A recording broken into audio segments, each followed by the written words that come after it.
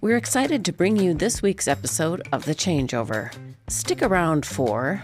When it comes down to I'm ready to do my audience research that's going to then influence my marketing plan and all of my decisions, you have to start with objectives.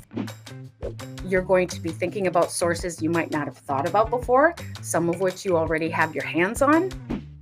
We're going to show you what to look at specifically, what type of data, what type of information, what to look for as far as insights, what types of patterns to be looking for, what types of insights you might be able to glean.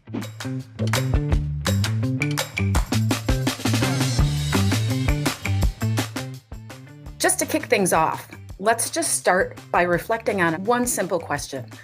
And that is anything interesting happening to your organic website traffic lately? So you might be surprised to find out that B2B traffic is actually up in the past few years, actually up by about 42% over pre-pandemic levels. But for some sectors, they're not feeling it. So you can see here on this second chart, manufacturers have actually seen their organic traffic fall by more than 20%. And in professional services, it was more than 40% over the past 5 years. And a lot of that drop has just been since 2022. Here's another number that should make you stop and think. This 37% of your marketing budget is referring to the potential for dollars spent that could be misaligned or ineffective if the audience research you're basing those decisions on isn't truly rooted in up-to-date, accurate, meaningful data about what buyers actually want, need, care about, but rather on thin, outdated audience insights. And it feels like marketing today feels like we're caught in a flash flood. Everything is moving super fast. It's very chaotic. AI-generated content is coming at us like flood water does in a flash flood. It's creating new channels. Buyers have more power. They have more privacy. Third-party tracking is getting harder.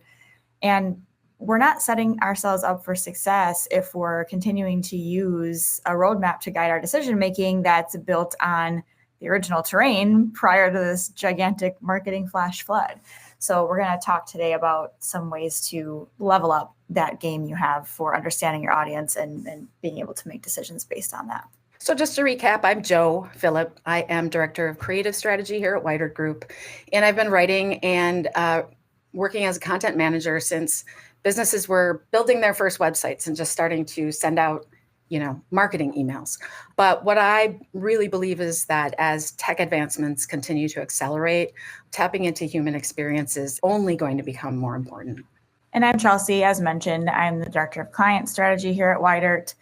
And for the last 12 years, I've really been helping marketers build really smart, intentional campaigns. I'm very passionate about making sure that you're not relying on best practices and that you're making sure you're using the data and the insights that you have about your customers in your situation, in your market, and making decisions and building marketing plans that make sense based on that custom situation. So what are the contributing factors to the flash flood marketers are feeling this year? You should be aware that right now, it's estimated that 57% of all web-based text is either generated or translated using AI. So it is really full out there. We've got zero-click search results. We've got changing algorithms, right? Privacy regulations, and of course, that fragmentation behavior in terms of where people are searching online. So if you think about it now, we've got a new landscape emerging. It's bringing a lot of new opportunities. These are new opportunities to connect with those audiences in a much more wide-ranging environment than depending solely on them coming to that one point, your website. So we're going to walk through a bunch of different data sources that you could consider incorporating into this audience research effort to really understand your customer, your audience with intimacy. And we're going to split this up into internal sources that you probably already have in-house and external sources that might require a tool or come from another place outside of your four walls. But for each example, we're going to show you what to look at specifically, what type of data, what type of information, what to look for as far as insights, what types of patterns to be looking for, what types of insights you might be able to glean. And then each one is also going to have an example prompt prompt that you could utilize with your LLM tool of choice to really get that power behind the data analysis part of things. So we're just going to walk through some examples here and hopefully you come away inspired. Okay, starting with CRM data.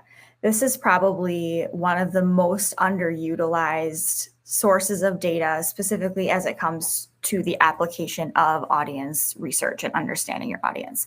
We often turn to CRM data for segmentation work, right? We're looking at lists. We're looking at who do I send this email to? Or we're looking at performance. How well did this thing I did perform? But are we looking at it and asking questions of that data in a way that can tell us behavioral insights that can inform campaign decision-making in the future? Firmographic data on its own, or even just demographic data on individual contacts, that can help you nail down your ICP at a company level or really paint that kind of static buyer persona picture on a contact level. But it can be really powerful if you start to combine that information with behavioral data. Which customers moved fastest through the sales cycle? Look for patterns there. You can start to get some real aha moments when you're combining who did what did they do, and really analyzing that data. And as Joe mentioned earlier, this is only becoming easier and cheaper as the tools are advancing. I think often our first instinct whenever we're looking at this type of data is to look at what works best. But sometimes the best learnings are hidden in what is failing. So as an example, if you could take a look at the job titles that most often appear in your closed won deals versus the job titles that most often appear in your closed lost deals, does that tell you something that you didn't understand that well before about who has influence on that buying committee that you're trying to sell to? Who are the roles that you're not messaging to well enough? Maybe there's something in the verticals that shows that you're really successful in closing deal velocity super fast in one vertical compared to another. Like, how does that change the percent of your budget allocation in marketing that you spend trying to reach that vertical compared to the other? Next data source here in the internal bucket is website analytics. Now, we're not talking about performance type analytics here. We're not talking about bounce rate or overall traffic volume or things like that. But again, how do we start to connect dots to understand behavioral trends that could change the way we nurture people with different content, or change the messaging, or change when we want our salespeople to outreach versus when we're still doing passive educational pushes through marketing? There's all kinds of combinations of data here within your website analytics that can be really helpful. The example I want to hone in on here has to do with time on page versus exit rate. What can you learn by looking at a list of all of your content and sorting it by average engagement time per session, so how long people are on that page, and comparing that to how often people then leave your website after reading that content? And what can you indicate? What can you learn from that indication then? So for this particular example, we've got this blog on the top here that has the highest average engagement time per session, but also at the same time has the highest exit rate. So what does that tell us? In this scenario, it's telling you that this particular topic is not actually geared toward our buyer itself. It's geared toward an influencer, and it's more, the objective of that content is more about brand awareness and amplification than it is about lead generation or nurturing. Voice of customer. So this has got to be one of my favorites. This is the most emotionally rich and the most underused information source, as we've seen from experience with our clients.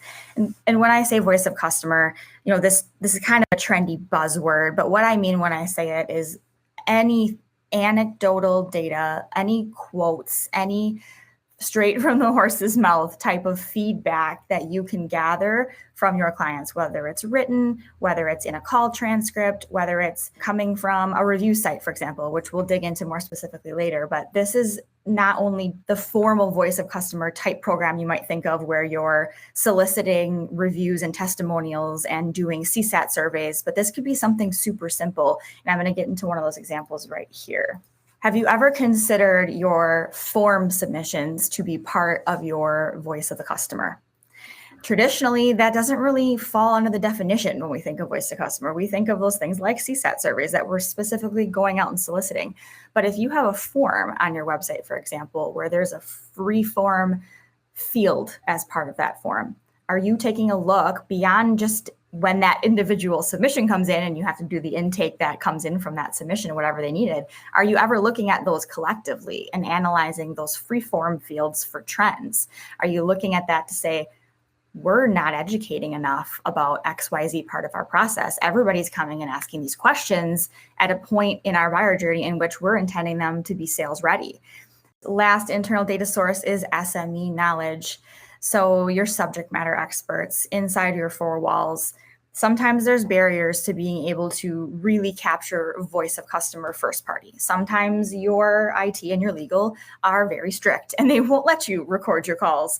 Or sometimes it's just not the operationalizing of being able to speak with those customers isn't there yet, or they're not willing. Sometimes we've run into this a lot where there's just strict protocols in some verticals where they're not allowed to speak. They're not allowed to give reviews. You're not allowed to attribute testimonials, and it just becomes difficult. The next best thing is learning from the person that did talk to that person, right? So your salespeople, your service people, your engineers, the people who build your product, anybody who's interfacing on a regular basis with your customers, with your prospects, you need to be harnessing their knowledge, and it needs to be done in an operationalized way, not just a water cooler talk. Hey, I learned a cool thing from engineer Tom today, but how in your marketing program can you operationalize incorporating them, having content workshop brainstorms, having them send you regular feedback on certain things. It needs to become a regular part of your marketing program so these personas and this audience research can continue to grow and learn and adapt over time.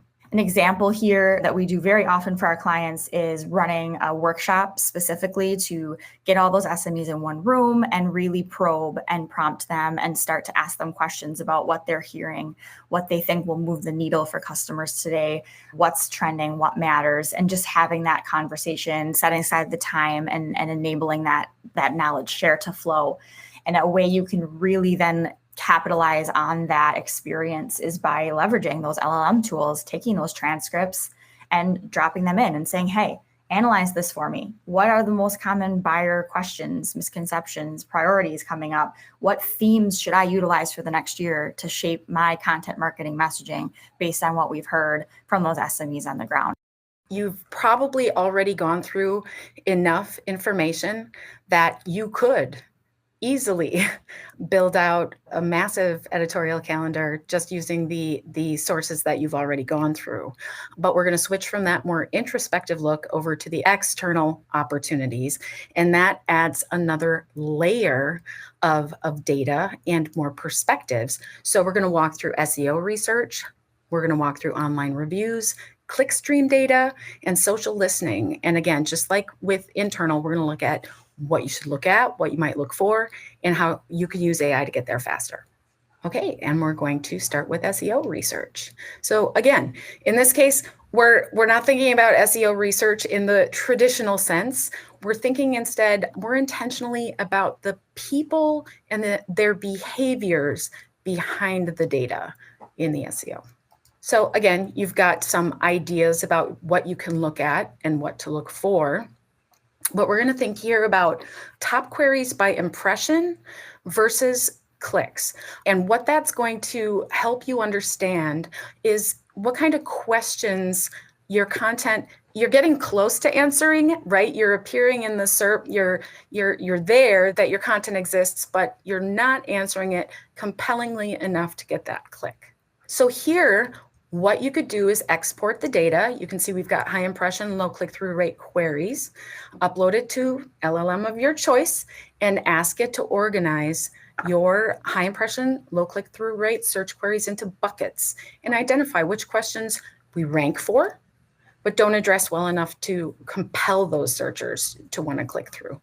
So Chelsea alluded to reviews because, again, it's that unstructured, really from the heart, emotional kind of information that you can get. But public-facing reviews are a little different from your voice of customer in that they're offering you an opportunity to harvest raw language and to spot patterns from buyers and their peers directly. And because we know that people generally trust their peers more than they trust brands or marketers, you can often get less guarded, more candid feedback from reviews than you might get from other sources. So what are you going to look for there? Now, in this case, we're asking, from these G2 reviews of our product and our 2 top competitors, extract recurring buyer expectations, unmet needs, and the language they use for key features, and recommend the tone and differentiators we should emphasize in our content. Now, remember, are you going to get something that is absolutely perfect and you don't have to do any refinement? Of course not.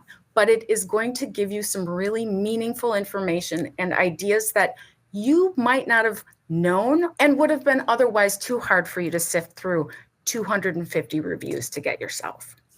Our next source is clickstream data.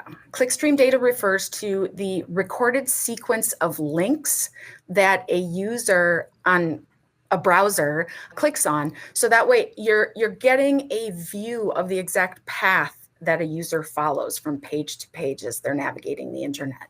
What are you looking at and what are you looking for when you're digging into these audience intelligence platforms? Now, in our case, we use SparkToro. What it does is it aggregates and serves up that clickstream data to make it easier for you to identify your audience's most trusted sources of information online. And that's influencers they follow, the blogs they consume, the video channels they prefer, social accounts they follow, and you can get an idea of that overlap with adjacent brands. So you're really looking to try to find out where are they getting that information before they're coming to your website with that intent to purchase or to at least get much closer to a sale. And next we have social listening, which is obviously a very rational next step after using an audience intelligence tool, because it's really good to know where people are going in your audience, but it's even better to actually go there yourself and listen and pay close attention to find out what they're talking about and be that fly on the wall, because it's a really unique opportunity. Of course, doing that can be pretty labor intensive. So you can find ways to use AI to help you sift and sort through the massive walls of text that you might otherwise be having to read through that comprise things like, LinkedIn posts and Reddit threads. But the things that you can learn are really unique in that you start to get a feel for kind of the vibe of an industry, the way people talk, the way they treat each other, their expectations in terms even of service interactions. You can find out what's really taboo in that industry that you might need to maybe think about avoiding until you have a deeper understanding. And so next comes the work of taking all of those insights from all of that data and connecting those dots to optimize your strategy and finally really reach and connect with your audience. So just to recap, we're thinking about this in a sort of recursive, right? It's a flywheel and layered way. So we start with our internal data insights, then we layer on those external data insights.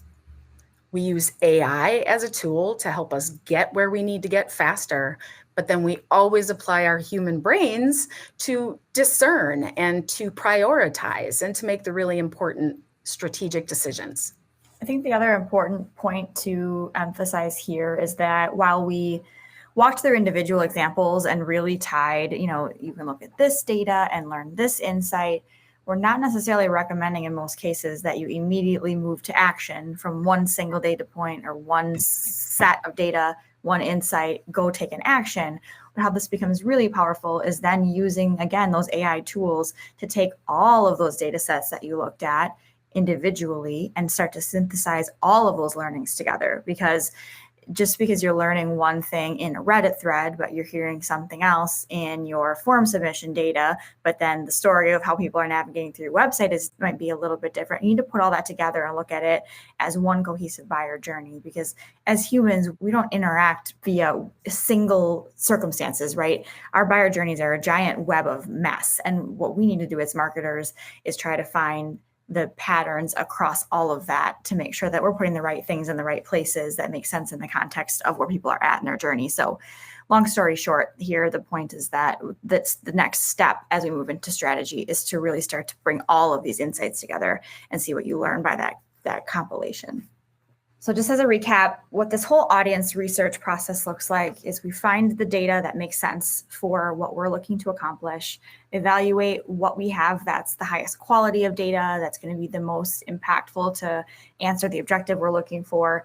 We're going to find the insights we can find from that data. And then from that, we're going to make decisions about what we want to do with our marketing, where we want to spend time and budget, what types of all the things Joe just walked through, start to make those decisions based on what we found. So that's kind of the big picture. And when you get down to really doing this in real life, the one thing I want to overemphasize is that it all has to start with objectives.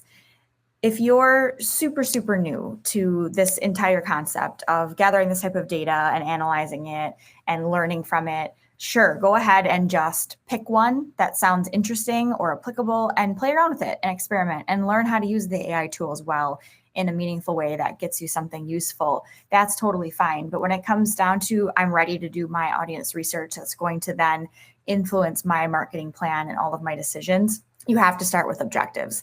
So before you dive in, just start learning things.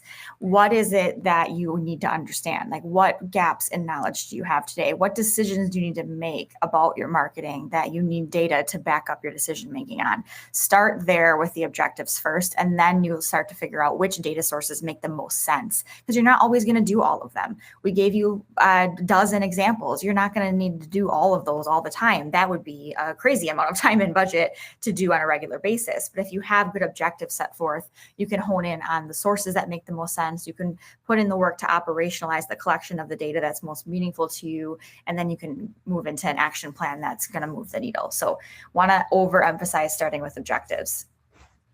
There is no such thing as a long list of things to do without a short list of things not to do. So here are a few don'ts, right? There are some pitfalls that can get between you and your goals when you're working with this data. AI and automation are very powerful, but without your critical thinking and your human empathy, it's pretty hard to turn data into a winning marketing plan. So few reminders. One, remember, you are staying audience-centric, not opinion-driven. So don't let your assumptions override evidence that you find. Your most elegant strategy is going to fall apart when you assume you know what the audience wants, rather than paying attention to what they demonstrate they need. Second, balance your data approach. You want to avoid over-reliance on one single data source, and you also want to avoid overwhelming yourself with all of the data.